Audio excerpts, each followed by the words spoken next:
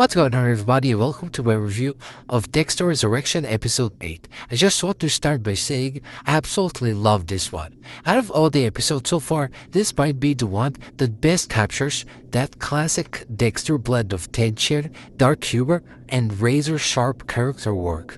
It feels like the writers have really hit their stride here, and everything about this episode kept me locked in from the first scene to that absolutely nerve-shredding cliffhanger. The episode kicks off with Angel Batista doing what he's always done best, following leads like the relentless cop he's always been. He's got his trusty notebook out, jotting down observations, and most importantly, is tracking Dexter using the AirPods bug he slipped into his car back in episode 7. Meanwhile, Dexter is back in his old groove, setting up a kill room in a shuttered wig and beauty shop.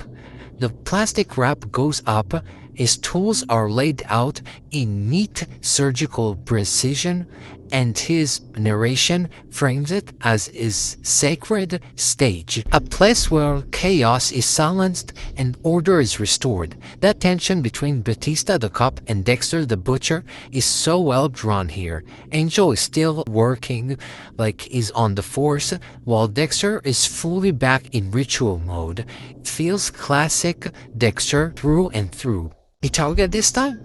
Al, aka Rapunzel, who happens to be performing in Hamilton that night. Dexter's plan is textbook. Wait until the curtain falls, snag Al on his way out, and deliver him to the wig shop for his final blow.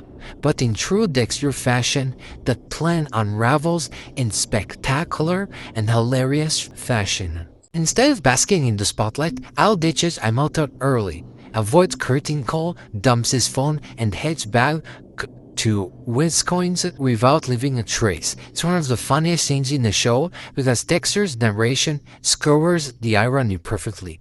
Performers are supposed to crave attention, but Al is more survivalist than star. For Dexter, it's a massive headache. For Batista, it means the trio just got that much harder to follow.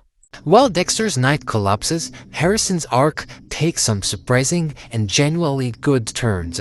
He applies to community college, a nice touch that shows he wants something more than the shadow of his father, and even goes on a date with Gigi. The two end up sleeping together, and afterward, during their pillow talk, Gigi reveals that she once wanted to be a detective but had to give it up due to permanent nerve damage in her arm.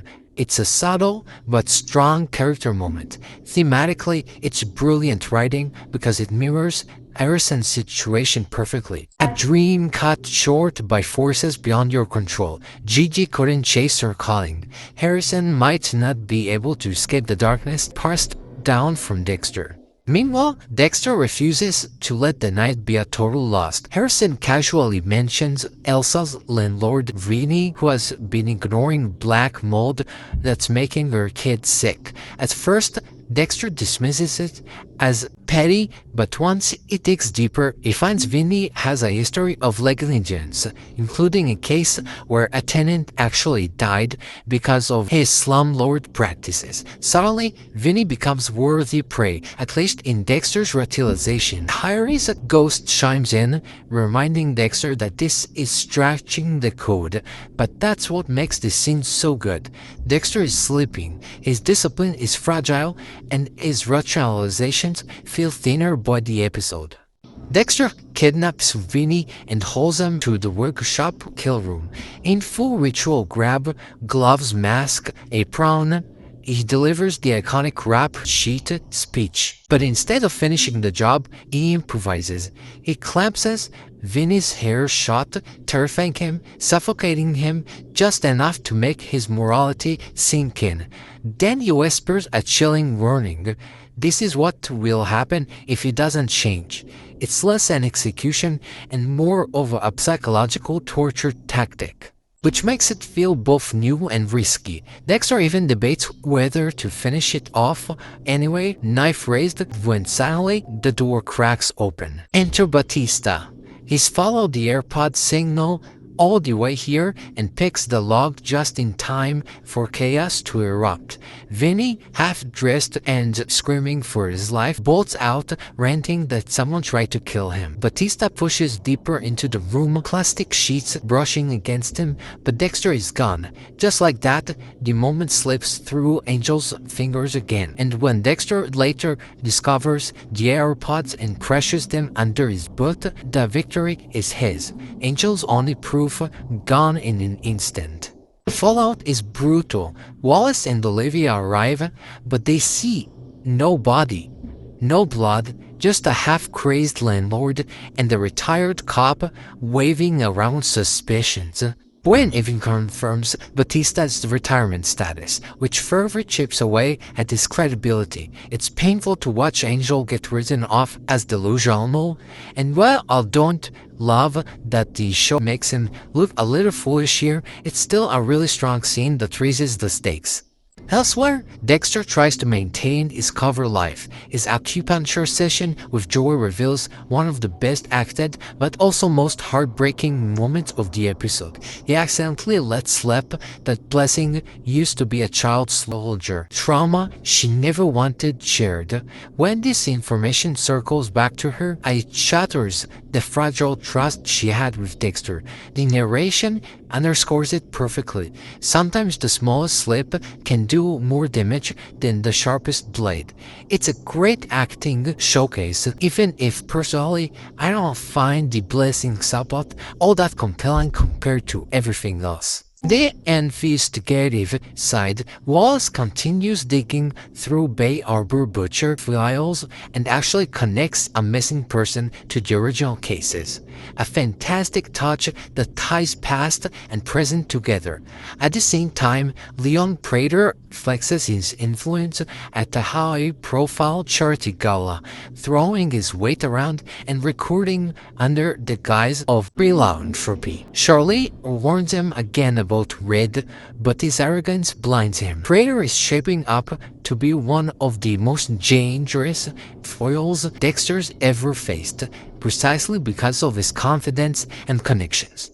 And then we hit that ending. Dexter and Harrison share what seems like a normal father-son dinner at a steakhouse. The warm lighting, casual conversation, it's almost awesome. But just when you're lured into that false sense of security, Leon Prater himself walks up to their table. He smiles at Harrison, then turns to Dexter and drops the bomb. Red, I didn't know you had a son. The camera lingers, Dexter freezes, the dark passenger whispers, and then cut to black. I don't think I've ever been this tense, this impatient for the next episode in the history of this show. So overall, I thought this was another phenomenal episode. The Batista tracking plot, the rig shop kill room, Harrison and Gigi's development, the near miss with Vinny, the heartbreaking slip with Blessing, and that Prater ending. It all comes together in an episode that feels like classic Dexter Reborn. It's tense, it's funny, it's deeply character-driven, and it leaves you desperate for more. Absolutely loved it. That wraps up episode 8. The tension is high, the character work is strong, and it's clearly setting up an explosive final stretch. Can't wait to see where things go next. Thanks for watching, and I'll see you in the next review.